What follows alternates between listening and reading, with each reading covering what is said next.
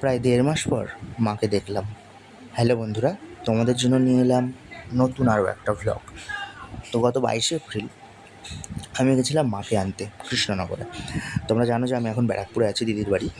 1.5 মাস মতো হয়ে গেল থাকা। এবার পড়ানো ছেড়ে দিয়েছি।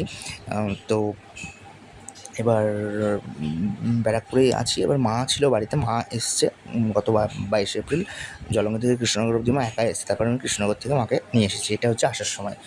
আর তোমার ট্রেনে সত্যি বলতে গেলে খুবই ভিড় ছিল। কিন্তু আমরা বসার জায়গা পেয়েছি, কিন্তু ভিড় ছিল, প্রচণ্ড ভিড় ছিল।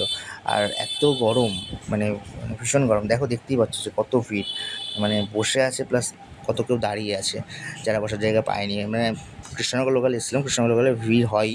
আর সেই সময় বেশি ভিড় ছিল, কারণ সেই সময় চড়ক নীল পুজো পরের দিন ছিল, এইসবের জন্য আরও আর কি। তো যাই হোক, গরমের মধ্যে একটু অস্বস্তি হচ্ছিলো। তো এটা হচ্ছে ফেরার সময়। কৃষ্ণনগর লোকালেই আবার ফিরেছি, কৃষ্ণনগর লোকালে গেছি, কৃষ্ণনগর লোকালেই ফিরেছি।